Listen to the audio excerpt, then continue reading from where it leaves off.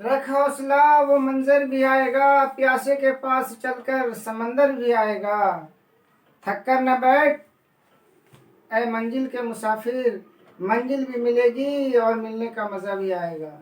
Good morning everyone, myself Mohammad Shoaib once again welcomes you all to my channel super 20 classes for math, जिसमें आज आपके Shoaib sir आपको पढ़ाने जा रहे हैं क्लास 10 मैथमेटिक्स चैप्टर 1 का रिमेनिंग पार्ट।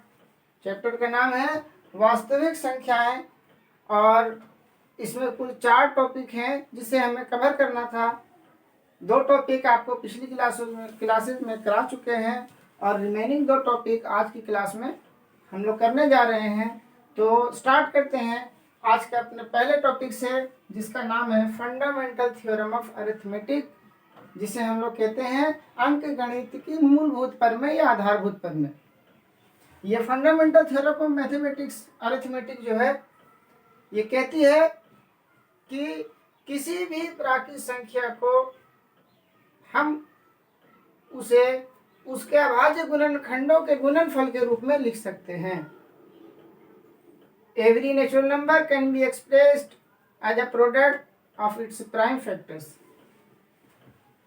अगर कोई नेचुरल नंबर फॉर एग्जाम्पल 12 ले लेते हैं, इसे हम लोग लिख सकते हैं 2 इंटू 2 इंटू 3। 1 सबके साथ होता है तो इसलिए 1 भी लिख देते हैं। इसे ही हम लोग कहते हैं फंडामेंटल थ्योरम ऑफ अरिथमेटिक या अंक गणित की मूलभूत प्रमेय। इसमें से जो क्वेश्चन आते हैं वो 3 तरह के क्वेश्चन पूछे जाते हैं इस टॉपिक पर। एक क्वेश्चन एलसीएम और एचसीएफ का रहता है। दूसरा क्वेश्चन अपरिमेय संख्या को सिद्ध करना रहता है कि यह अपरिमेय संख्या है। और तीसरा क्वेश्चन ट्री वाला है। हालांकि ट्री वाला बहुत कम पूछा जाता है, कभी कभी पूछा जाता है वो। तो सबसे पहले हम लोग इसमें आज सीखेंगे कि अभाज्य गुणनखंड विधि से एचसीएफ मासा और एलसीएम लासा किसी भी 2 संख्याओं का कैसे निकाला जाता है। हालांकि हम उम्मीद करते हैं कि ये चीज आप लोगों को आती होगी, क्योंकि ये छोटी क्लासेस में आप ऑलरेडी कर चुके हैं। ये 6-7 से स्टार्ट हो जाता है। तो एक नंबर तो 12 ले ही चुके हैं। फॉर एग्जाम्पल एक नंबर और ले लेते हैं, ले लिए 36।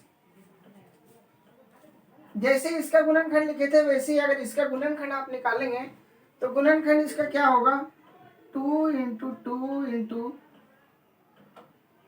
3 इंटू 3 और 1 तो सबका गुणनखंड होता है। अब इसका एचसीएफ निकालना है और एलसीएम निकालना है। इसे कहा जाता है गुणनखंड विधि द्वारा एचसीएफ निकालना और एलसीएम निकालना। इसका तरीका, एचसीएफ का मतलब होता है हाईएस्ट कॉमन फैक्टर। तो अगर हमें एचसीएफ पता करना है 12 और 36 का, तो आपको देखना होगा कि दोनों में जो संख्या आ रही है उसी संख्या को हम एक बार लेंगे। तो कौन सी संख्याएं जो है जो इसके गुणनखंड में आ रही है जो दोनों में है, तो एक तो 2, एक और 2 आ रहा है और देखिए 3 भी आ रहा है दोनों में। एक तो सबके साथ होता ही है, एक को भी ले लेते हैं। जो दोनों में आ रही संख्याएं उसको हम यहाँ एक एक बार लिख देते हैं। तो 2 गुने 2 गुने 3 गुने 1, यानी 12 और 36 का मासा एचसीएफ आपका निकल के आया 2 दूनी 4, 4 तिहाई 12। इसी तरह एलसीएम निकालना होता है। 2 संख्याओं का एलसीएम लासा निकालने के लिए जो दोनों में आ रही है वो चीज भी लेंगे, और अगर दोनों में से एक में भी आ रही है तो वो संख्या भी लेंगे, क्योंकि ये होता है आपका लघुत्तम समावर्तक। यानी कि वो था आपका हाईएस्ट और ये है आपका लोवेस्ट कॉमन फैक्टर। जो सबसे कम भी आपका जो गुणनखंड है जो दोनों में नहीं आ रहा हो एक में ही आ रहा हो। 3 संख्याएं हैं, अगर 2 में आ रही है तब भी लेंगे, 1 में आ रही है तब भी लेंगे। तो इसमें हमारा ये 2 तो रहेगा ही, ये 2 भी रहेगा, और ये 3 भी एक बार रहेगा, और ये 1 भी रहेगा। बचा कौन? यहाँ कोई संख्या नहीं बची है, अगर बचती तो वो भी लिखते। यहाँ 3 बच गई है तो 3 ले लेंगे। तो 2 दूनी 4, 4 तिहाई 12 और 12 तिहाई 36। इससे हम लोगों ने क्या सीखा कि 12 और 36 का एलसीएम आया 12, और 12 और 36 का एलसीएम आया 36। हालांकि ये छोटी क्लास का क्वेश्चन है, 6-7 में ही बता दिया जाता है। तो इसमें जो क्वेश्चन आपको हर साल देता है उसका चांस 90% से ऊपर मानिए कि वो हर साल लगभग क्वेश्चन आता ही आता है। जिस टॉपिक पे, वो टॉपिक है किसी अपरिमेय संख्या को अपरिमेय सिद्ध करना। तो ये अपरिमेय संख्याएं जो सिद्ध करने के लिए क्वेश्चन आते हैं, इसके मैंने अपने हिसाब से 4 टाइप बनाए हैं। पहला टाइप √2, √3, √5, √7, √11, √13। दूसरा टाइप √2 + 3 या 3 + √5 एक्सेट्रा। तीसरा टाइप 2√5, 3 √7, 5 √3 एक्सेट्रा। चौथा टाइप 1/√2, 1/√3, 1/2√5। तो ये 4 टाइप हैं, और इन 4 टाइप्स को, बल्कि इसको हम लोग अलग टाइप में ले सकते हैं, 5 बना सकते हैं।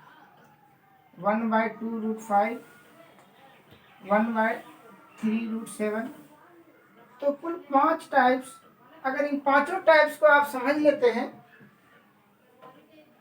तो हम उम्मीद रखते हैं कि आप ये जो क्वेश्चन 5 नंबर का जो आता है,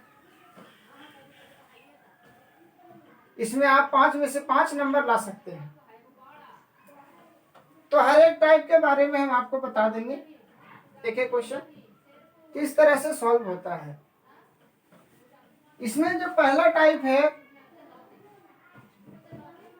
ये थोड़ा समझने वाला है।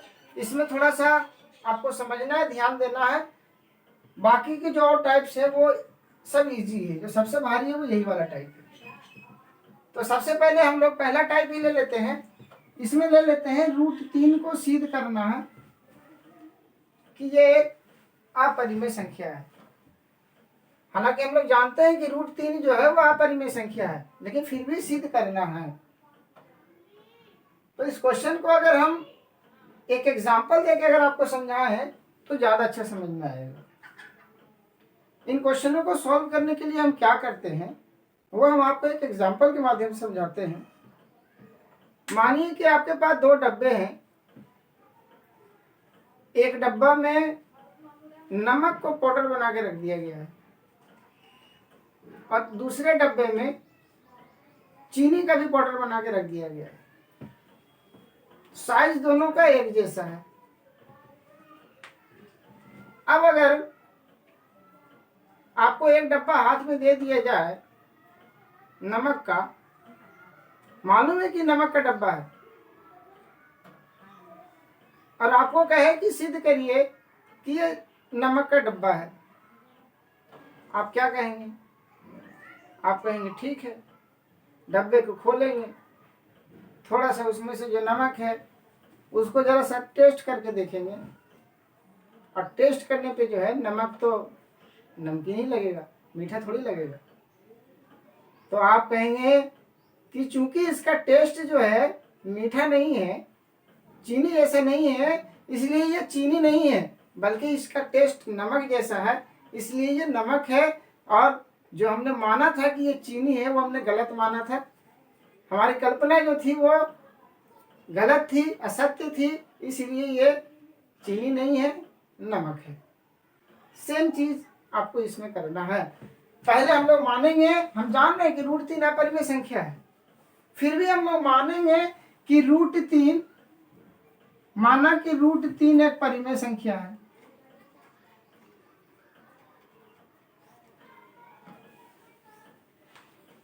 अब परिमेय संख्या है तो जैसा कि हम लोग जानते हैं कि चीनी की क्या प्रॉपर्टी होती है, मीठी होती है। तो परिमेय संख्या की क्या क्या प्रॉपर्टी होती है, जो चारों प्रॉपर्टी आपको पिछली क्लासेस में बताए हैं, वो चारों की चारों प्रॉपर्टी इसके साथ साथ लिखनी होगी, जो P/Q के रूप में है,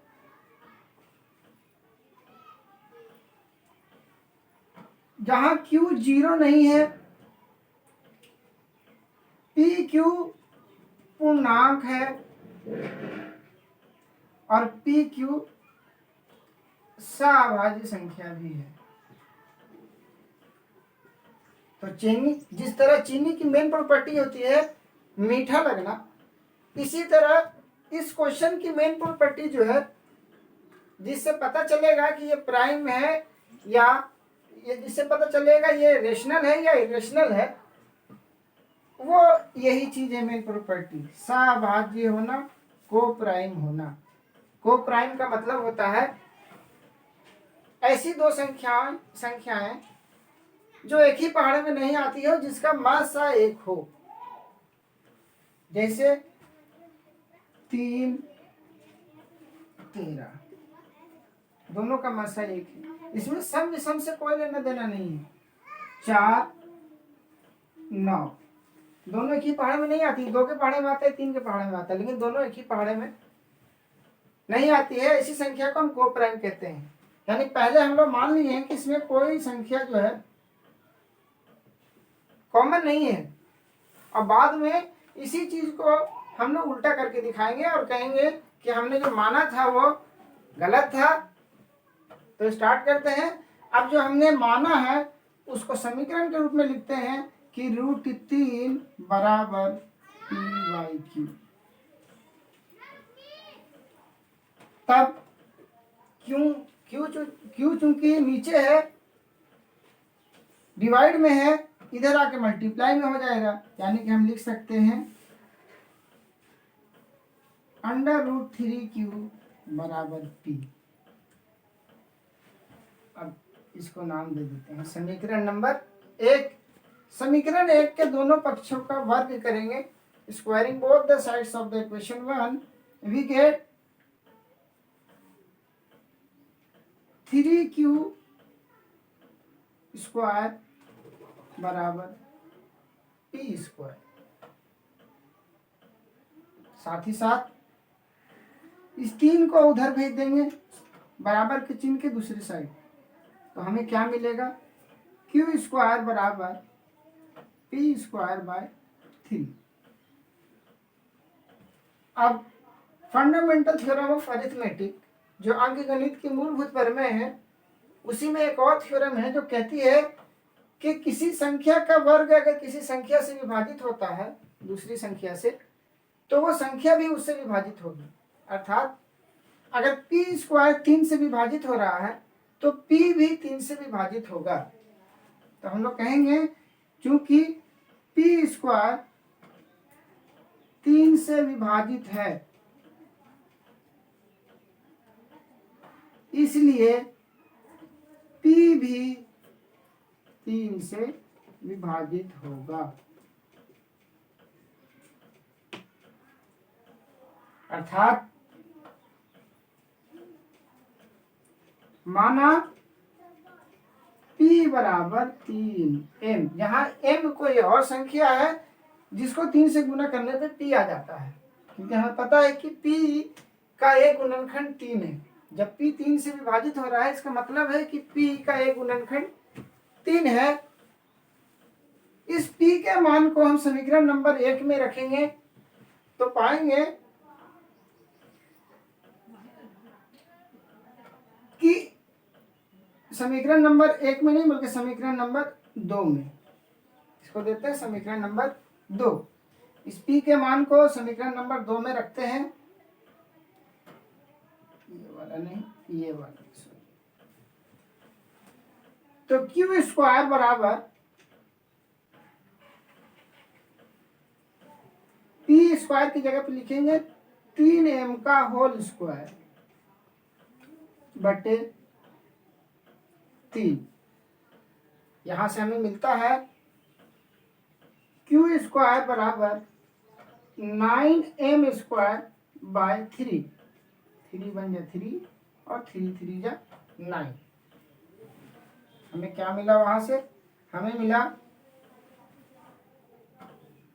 क्यू स्क्वायर बराबर 3m स्क्वायर। फिर इस 3 को जो है इधर ले आएंगे, इधर गुना में है, इधर आके भागा में हो जाएगा। तो क्यू स्क्वायर बाय 3 बराबर m स्क्वायर। अब समीकरण 2 को देखिए और इसे नाम दे देते हैं समीकरण 3। दोनों में क्या समानता है? यहाँ Q square P square by 3 को हम लोग लिखे थे कि क्योंकि पी स्क्वायर 3 से विभाजित है इसलिए पी भी 3 से विभाजित होगा। इसी लाइन को हम फिर से दोबारा लिखेंगे कि चूंकि क्यू स्क्वायर 3 से विभाजित है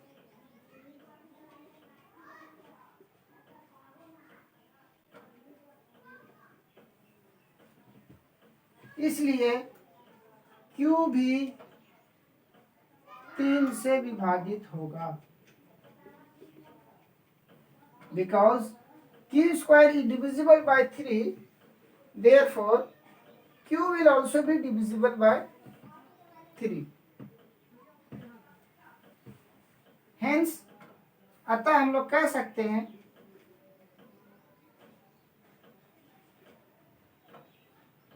कि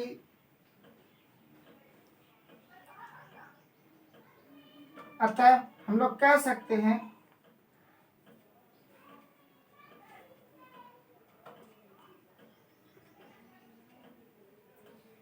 तीन क्यू का एक गुणनखंड है तथा 3 पी का भी एक गुणनखंड है।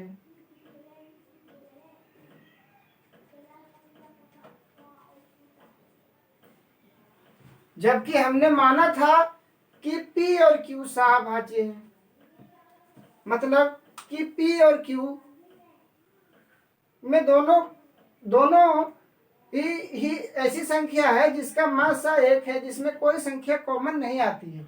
लेकिन यहाँ क्या आ रहा है कि 3 पी क्यू में भी आ रहा है और 3 पी में भी आ रहा है।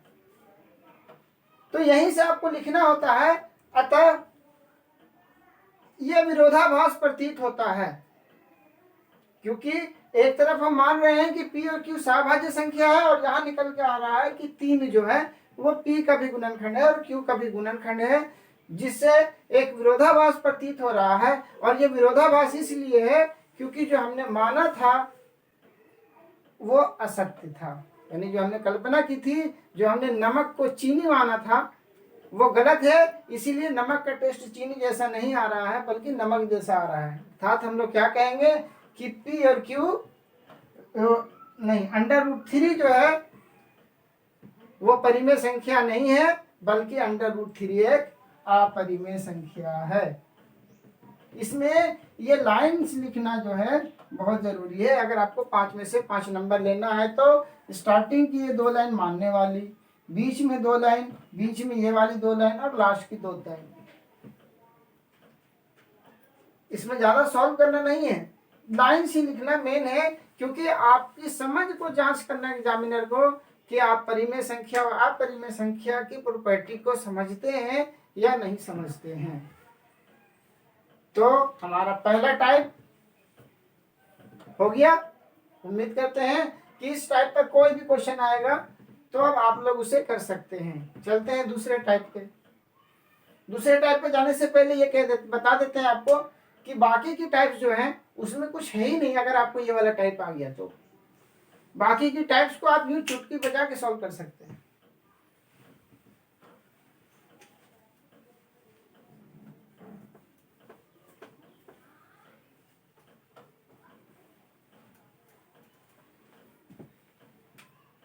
आते हैं दूसरी टाइप पे, √2+3। तो जो मानना होता है वो तो आपको पहले बता ही चुके हैं, वही लाइन सब में लिखाएगी मानने वाली। तो हम लोग डायरेक्ट आते हैं क्वेश्चन से कि √2+3 को हम लोग क्या लिखेंगे, p/q। हमने देखिए √2+3 को माना है अपरिमेय, √2 को परिमेय नहीं माना है, √2 तो अपरिमेय है ये। तो आपको क्या करना है कि अपरिमेय संख्या को समीकरण के एक तरफ लिखना है और परिमेय संख्या को समीकरण के दूसरी तरफ। पढ़ा होगा आपने जातीय और सजातीय पद, तो जातीय और सजातीय पद को अलग अलग कर देना है। लाइक एंड लाइक टर्म, जो लाइक टर्म्स है उसको एक तरफ भेज दो। तो ये परिमेय है, ये भी परिमेय है, इसको परिमेय में भेज दो और अपरिमेय को एक साइड छोड़ दो। तो क्या बचेगा हमें, √2 बराबर p/q-3। इसको और अगर सॉल्व करते हैं तो लिखेंगे p-3q/q बराबर √2। बस यहीं से हमें कथन लिख देना है। समीकरण नंबर 1, समीकरण 1 का दायां पक्ष अर्थात बराबर के दाहिने साइड वाले की बात करते हैं, पक्ष में p एक पूर्णांक है, q एक पूर्णांक है और 3 भी एक पूर्णांक है, इसलिए समीकरण का दायां पक्ष जो है वो एक पूर्णांक है, जबकि समीकरण का बायां पक्ष जो है वो एक पूर्णांक है। तो समीकरण का दायां पक्ष जो हुआ वो एक परिमेय संख्या हुआ। इधर से काट दो।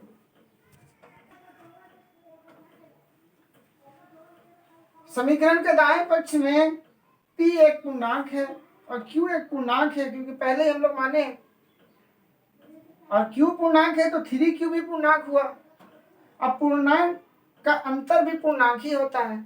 अब पूर्णांक बटे पूर्णांक जो होता है वह एक परिमेय संख्या होता है, अर्थात समीकरण 1 का दायां पक्ष एक परिमेय संख्या है, जबकि हम जानते हैं कि √2 एक अपरिमेय संख्या है और दोनों के बीच में बराबर का चिन्ह है, अर्थात परिमेय संख्या बराबर अपरिमेय संख्या,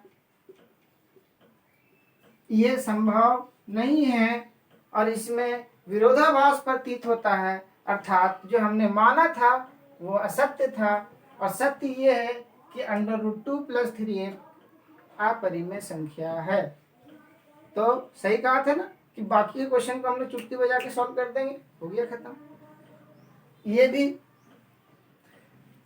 इस टाइप में भी वही है, हम लोग 2√5 को जो है परिमेय मानेंगे, जबकि इसमें 2 जो है वो रेशनल नंबर है, जबकि √5 जो है वो रेशनल नंबर है और ये रेशनल है। तो रेशनल वाले कैटेगरी में इस रेशनल वाले नंबर को लेके चले जाओ तो हो जाएगा √5 बराबर p/2q। और फिर वही कहानी दोहराएंगे पिछली वाली ही। समीकरण 1 का दायां पक्ष में p पूर्णांक है, q पूर्णांक है, इसलिए 2q भी पूर्णांक होगा और इस भिन्न का अंश और हर दोनों पूर्णांक है, इसलिए ये एक परिमेय संख्या है, जबकि √5 एक अपरिमेय संख्या है और परिमेय संख्या बराबर नॉट इक्वल टू अपरिमेय संख्या बराबर नहीं होगा, जिससे एक विरोधाभास प्रतीत होता है, अर्थात जो हमने माना था वो असत्य था और सत्य ये है कि 2√5 एक परिमेय संख्या है। तो इस तरह से हमारा तीसरा टाइप भी कंप्लीट। चौथा टाइप और पहला टाइप एक ही जैसा है। 1/√2 बराबर p/q। जब इसको क्रॉस मल्टीप्लाई करेंगे तो हमें मिलेगा q बराबर √2p। हो गया पहले वाला जैसा। अब इस समीकरण 1 को हम दोनों साइड वर्क करेंगे तो q² बराबर 2p²। इस 2 को इधर ले आएंगे, q²/2 बराबर p²। और फिर वही कहानी दोहराएंगे जो हमने पहले क्वेश्चन में दोहराई थी कि q² 2 से विभाजित है, इसलिए Q भी 2 से विभाजित होगा, अर्थात Q बराबर 2m। और फिर इसी तरह P को भी हम लोग दिखाएंगे कि P भी जो है 2 से विभाजित है, और 2 जो है P और Q दोनों का एक कॉमन फैक्टर है, जो हमने माना था वो हमारी कल्पना के विरुद्ध है, यानी दोनों में एक विरोधाभास है, अर्थात ये एक परिमेय संख्या नहीं है बल्कि अपरिमेय संख्या है। 5वीं टाइप, अब तो आपको समझ में आ ही रहा होगा कि इसमें क्या करना है। 5वां टाइप है आपका 1/2√5 बराबर P/Q। इसमें 2 पार्ट है। एक पार्ट जो है वो आपका पूर्णांक है, और ये जो है ये आपका अपरिमेय संख्या है। पूर्णांक को हम लोग भेज देंगे परिमेय संख्या के साथ में, तो ये हो जाएगा आपका 1/√5 बराबर 2P/Q। फिर वही समीकरण 1 का दायां पक्ष जो हो जाएगा ये आपका परिमेय संख्या, और बायां पक्ष जो होगा वो आपका अपरिमेय संख्या। और हम लोग फिर वही लाइन लिखेंगे, वो लास्ट में 2 लाइन लिखना आप लोगों के लिए जरूरी है। तो इस तरह से फंडामेंटल थ्योरम ऑफ अरिथमेटिक भी आपका खत्म हुआ। अब हमारा अगला टॉपिक है decimal expansion of rational numbers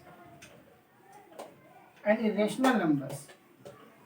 तो इसको मिटा देते हैं।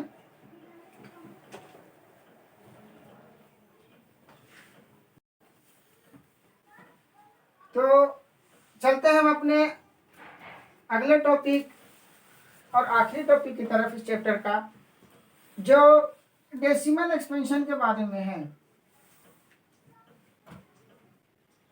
डेसिमल एक्सपेंशन जिसे कहा जाता है हिंदी में दशमलव प्रसार। अब ये दशमलव प्रसार, दशमलव की बात करता है, प्रसार कहते हैं फैलाव को, एक्सपेंशन कहते हैं फैलाव को। कोई दशमलव वाली संख्या है तो दशमलव के बाद उसके अंकों का प्रसार कैसा है, उसी के बारे में हम पढ़ते हैं डेसिमल एक्सपेंशन में, दशमलव प्रसार में। जैसे दशमलव की संख्याएं होती है 3.5, 2.5, 2.75948, 2.74744,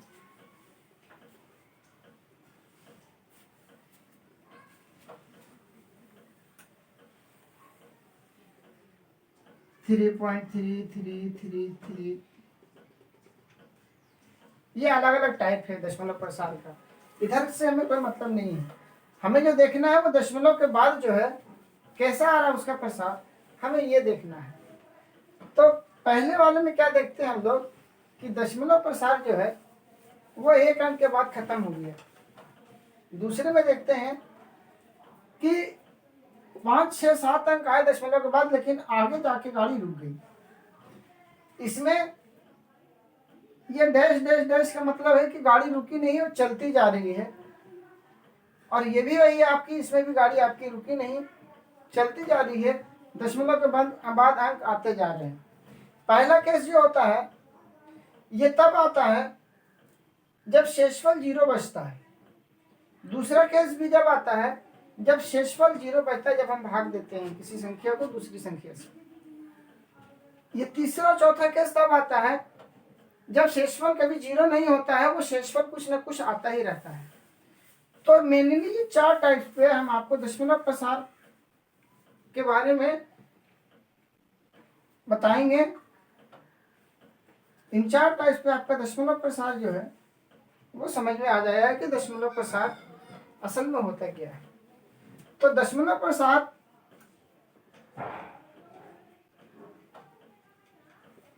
मेनली 2 टाइप्स के होते हैं। एक होता है शांत दशमलव प्रसार और दूसरा होता है अशांत दशमलव प्रसार। शांत को इंग्लिश में टर्मिनेटिंग डेसिमल कहते हैं, और अशांत को इंग्लिश में नॉन टर्मिनेटिंग डेसिमल कहते हैं। तो पहले इन्हीं दोनों को समझ लेते हैं कि शांत और अशांत, टर्मिनेटिंग और नॉन टर्मिनेटिंग क्या होता है। शांत ऐसे दशमलव प्रसार को कहा जाता है जिसमें दशमलव के बाद अंक जो है वो कुछ स्टेप्स के बाद जाके खत्म हो जाए, चाहे एक ही स्टेप के बाद खत्म हो जाए, उसे शांत कहा जाता है। शांत का मतलब होता है रुक जाना। और अशांत ऐसे दशमलव प्रसार को कहा जाता है जो चलता रहता है। तो दूसरे शब्दों में कहें कि जिसमें शेषफल 0 आता है उसका दशमलव प्रसार शांत होता है, और जिस भाग में शेषफल 0 नहीं आए वो दशमलव प्रसार अशांत होता है। जैसे अगर हम लोग 20 को 4 से भागा देते हैं तो 4 बचे, दशमलव वाला ले लेते हैं। 24 को 5 से भागा देते हैं तो 5 चौके 20, बचा 4, दशमलव लगाएंगे उसके बदले यहाँ 0 लगाएंगे। अब 5 अठे 40, ये हो गया खत्म। इस तरह का दशमलव प्रसार जहां लास्ट में शेषफल चाहे एक स्टेप चाहे कई स्टेप्स के बाद अंत में शेषफल 0 हो जाए, ऐसे दशमलव प्रसार को शांत दशमलव प्रसार कहते हैं। दूसरा टाइप, अगर 20 को 3 से भागा देते हैं तो 3 छके 18, दशमलव लगाएंगे 0 लगाएंगे, फिर 3 का पहाड़ पड़ेंगे, 3 छके 18, फिर 2 बचा। अब 0 हम लोग हर स्टेप में कैसे लगा सकते हैं, तो 3 छके 18, फिर 2 बचा। अब क्या देखा आपने कि यही स्टेप जो है बार बार रिपीट होता जा रहा है। और जैसे मैंने ये वाला लिखा था इसी की तरह हम लिख सकते हैं 6.6666, ये हो गया आपका दूसरा दशमलव प्रसार, जिसमें कि शेषफल 0 आता ही नहीं है। आप दिन भर भी करते रहिएगा तब भी उसका शेषफल 0 नहीं आएगा। ऐसे दशमलव प्रसार को हम लोग कहते हैं अशांत दशमलव प्रसार। शांत की और कोई टाइप नहीं है, और कोई प्रकार नहीं है। अशांत फिर से 2 भागों में बढ़ जाता है, क्योंकि शांत यही था। अशांत में देखिए अभी 2 टाइप है, तो अशांत जो है फिर से 2 भाग में बढ़ जाता है। एक भाग आपका कहलाता है रिकरिंग डेसिमल,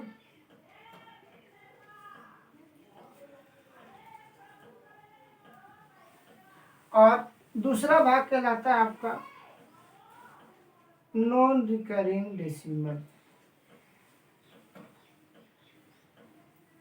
रिकरिंग डेसिमल ऐसे डेसिमल को कहा जाता है जिसमें दशमलव के बाद आपको अंकों की पुनरावृत्ति होती है, यानी बार बार रिपीटेशन होता है। ऐसे को कहा जाता है रिकरिंग डेसिमल। रिकरिंग डेसिमल को कहते हैं आवर्ती दशमलव प्रसार, और इसे कहते हैं अनावर्ती या अनासावनी दशमलव प्रसार।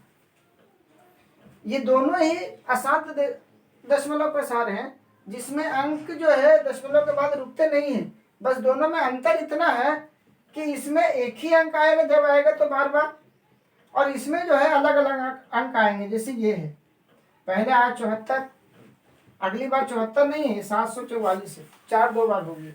अगली बार फिर देखिए 7 और 4 आ तो रहे हैं, लेकिन एक ही अंक बार बार आपका नहीं आ रहा है, जबकि यहाँ पे 6 6 6 रिपीट हो रहा है।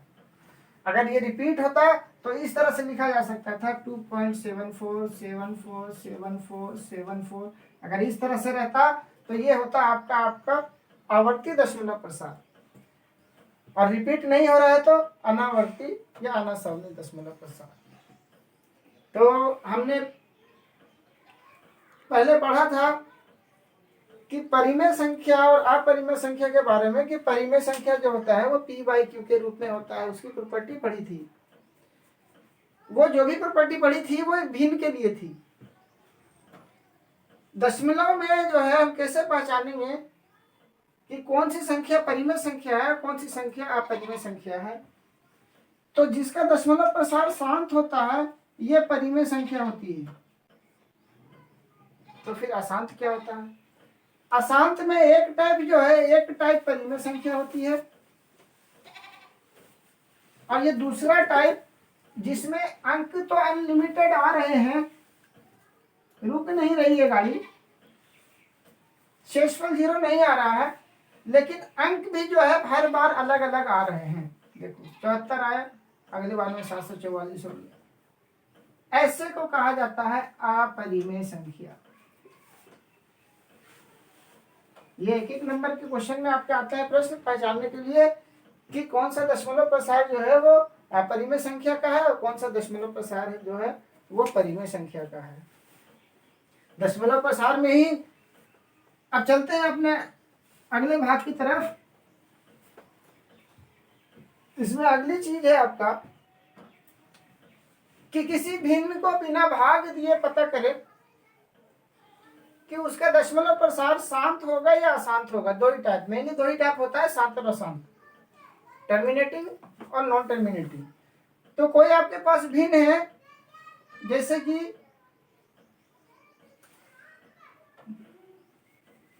और इसे पता करना है कि इसका दशमलव प्रसार शांत होगा या अशांत होगा।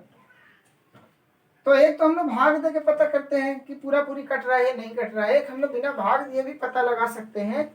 ये नीचे जो हर का जो मान होता है, इसके अभाज्य गुणनखंड निकाल के, इसके अभाज्य गुणनखंड निकाल के हम लोग पता करेंगे कि इसके अभाज्य गुणनखंड में क्या क्या चीज आ रही है। तो अगर इसे हम मान लें कि ये p/q के रूप में है, तो q की जो प्रकृति होनी चाहिए वो कैसी होनी चाहिए? अगर q बराबर 2 की पावर कुछ हो m और 5 की पावर हो कुछ n, जहां m n जो है आपकी प्राकृतिक संख्याएं हैं,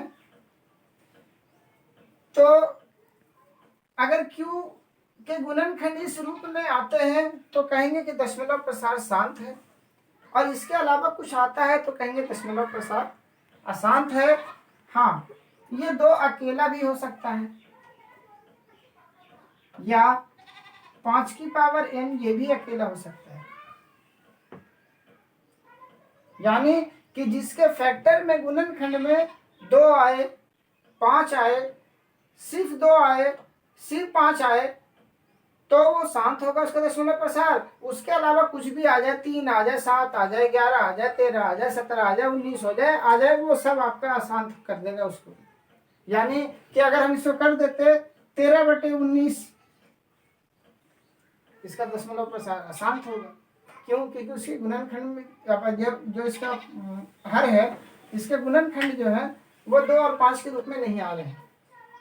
तो जिसका हर का गुणनखंड जो है 2 के पावर के रूप में आया और 5 की पावर के रूप में आया, ऐसे भिन्न को हम लोग कहते हैं। जो ऐसे भिन्न का दशमलव प्रसार आएगा वो आएगा शांत दशमलव प्रसार, और उसके अलावा कुछ आएगा तो वो होगा उसका अशांत दशमलव प्रसार।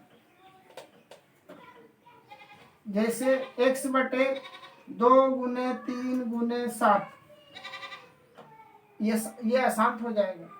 और किसी का गुणनखंड रहेगा 2 × 5 × 2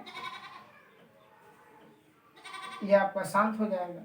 इसमें गलती से बीच में अगर एक भी कोई संख्या आ गई 2 और 5 के अलावा, तो वो अशांत हो जाएगा। तो ये था आपका शांत दशमलव प्रसार और अशांत दशमलव प्रसार।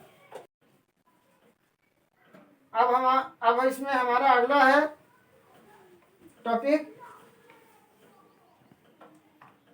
कि किसी दशमलव प्रसार वाली संख्या को भिन्न में कैसे बदलते हैं। तो हम लोग जानते हैं कि दशमलव प्रसार 2 तरह के होते हैं, एक शांत और एक अशांत। शांत वालों को आपको सबको आता है बदलना, भिन्न में कैसे बदला जाता है। 2.57 है, कहेंगे कि भिन्न में बदल दो, कहोगे ठीक है सर बदल देते हैं। ये दशमलव हटा दिए, अब दशमलव के बाद कितने अंक है? 1 2, 1 पर 2 0 लगा दिए, वेरी गुड। आप कहेंगे कि इस अशांत वाले को कैसे बदलेंगे, जब दशमलव प्रसार आपका इस रूप में हो। कोई बच्चा बोला सर क्या दिक्कत है, दशमलव हटाइए और नीचे 0 0 0 0 लगाइए। मैंने कहा कि 3 पता नहीं है कितने हैं, ये तो अनलिमिटेड है। बोला कोई बात नहीं, हम 0 भी अनलिमिटेड कर देंगे। तो क्या है, भिन्न हो गया। अब हम इस भिन्न को पढ़ेंगे क्या, ना हमें पता है कि कितने 3 है और ना पता है कि कितने 0 है। तो ये वाला तरीका जो है ये गलत तरीका है। और जब दशमलव प्रसार किसी संख्या का अशांत होता है तो उसे कैसे भिन्न के रूप में बदला जाता है वो हम आपको बताते हैं। तो एक एग्जाम्पल के तौर पे ले लेते हैं 3.3333। तो सबसे पहले हम लोग मान लेते हैं कि माना इसका जो भिन्न जो है वो x है। तो x बराबर हो गया 3.333। अब हम लोग 333 कितना बोलेंगे, इसीलिए इसका एक शॉर्ट फॉर्म में बोलने का वो है 3.3 बार। ये ऊपर में डैश जो लगा दिए इसका मतलब होता है कि ये 3 जो है ये अनलिमिटेड है। तो x बराबर 3.3 बार, ये है हमारा पहला step, step number 1। Second step, अब देखना है कि दशमलव के बाद कितने अंक रिपीट हो रहे हैं, उन अंकों की गिनती आपको पता करना है। तो यहाँ से 3 आ रहा है, अगर 35 रिपीट होता तो 2 अंक, अगर 317 रिपीट होता तो 3 अंक। तो जितने अंक रिपीट होते हैं उतने ही 10 से इस समीकरण को दोनों साइड गुना कर दिया जाता है। तो सबसे पहले समीकरण को दे देते हैं नंबर, समीकरण नंबर 1। अब यहाँ पे हमने देखा कि एक ही अंक है, 3 ही है जो रिपीट हो रहा है। तो इस समीकरण को 10 से दोनों तरफ गुना कर देते हैं। तो 10 गुने x बराबर 10 गुने 3.3 बार, ये हो गया 10x। ये था हमारा स्टेप नंबर 2। स्टेप 3, तीसरे स्टेप में क्या करना है कि हम जानते हैं कि 3 जो है वो बहुत सारे हैं, इसलिए इस दशमलव जब 10 से गुना करेंगे तो ये दाहिने साइड जो है एक अंक आगे शिफ्ट हो जाएगा, इसलिए इसमें से एक 3 बाहर ले लेना है। अगर 2 अंक रिपीट होगा तो 2 बाहर लेना है, जितने अंक रिपीट होंगे उतने बाहर निकालना है। तो 10 गुने 3.13 निकाल लिए बाहर और अगले पे बार लगा दिए। ये है आपका तीसरा स्टेप। चौथा स्टेप, इसी को सॉल्व करेंगे तो 10 से गुना करेंगे तो ये हो जाएगा 33.3 बार, ये हो गया इक्वेशन नंबर 2। और इतना कर लिया, समझिए आपने क्वेश्चन को सॉल्व कर लिया। अब करना बस क्या है कि समीकरण 2 में से समीकरण 1 को घटा देना है। इधर हो जाएगा, जो लेफ्ट हैंड साइड है वो इधर घटेगा और उधर वाला बराबर के चिन्ह वाला उधर ही घटेगा। तो 10x माइनस x और इधर हो जाएगा 33.3 बार माइनस 3.3 बार। अगर डायरेक्ट माइनस करना आता है डायरेक्ट कर लीजिए, नहीं आता है किनारे में आराम सीधा सीधा कर लीजिए माइनस। ये 33.3 बार माइनस 3.3 बार, ये हो गया 0, ये 0 और ये 30। तो 9x बराबर 30। तो x बराबर क्या हुआ, x बराबर 30/9। और इसको अगर हम और सिंप्लीफाई करते हैं तो 3 तिहाई 9 और 3 दहका 30 और हमारा बन गया 10/3। तो भिन्न क्या था, भिन्न था 10/3। अब 10 को 3 से भागा देके देखेंगे यही चीज आएगी। तो ये था आपका भिन्न, दशमलव प्रसार को भिन्न के रूप में बदलना।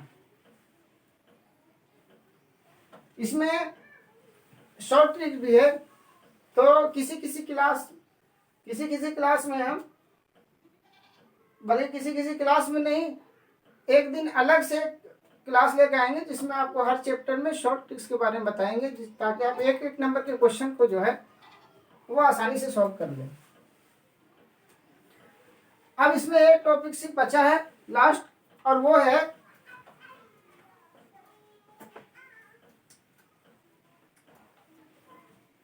दो संख्याओं के मासा और लसम में संबंध, the relation between the HCF and LCM of two numbers. और वो क्या होता है कि अगर माने कि दो संख्याएं ए और बी है और दोनों का एचसीएफ निकालते हैं और एलसीएम निकालते हैं, उसमें क्या संबंध होता है? तो संबंध को हम लोग इस तरह से लिखते हैं कि HCF of a b into LCM of a b बराबर ए इंटू बी। यदि ए और बी दो संख्याएं हैं तो ए बी का मसा गुने ए बी का लसा बराबर उन दोनों संख्याओं का गुणनफल। इस फॉर्मूले से हम लोग अगर किसी का लसा पता है, मासा निकालना है, वो निकाल सकते हैं। दो संख्याओं में से एक संख्या गायब है, लसा और मासा दिया हुआ है, वो निकाल सकते हैं। इसमें से एक एक नंबर के दो क्वेश्चन आते हैं लगभग, तो इस फॉर्मूले को ध्यान से कर लेना आप लोग। जैसे अभी हम लोग लिए थे थोड़ा देर पहले जब क्लास स्टार्ट किए थे, तो दो नंबर लिए थे 12 और 36, यही लिए थे ना। अब 12 और 36 माना ए बराबर 12, बी बराबर 36। आपको मासा और लसा का मान भी पता होगा क्या आया था। एचसीएफ आया था ए बी का 12 और 36 का 12, और एलसीएम आया था 36। चारों मान पता है आपको। मान लीजिए कि एलसीएम का मान पता नहीं है, आपको क्वेश्चन दे दे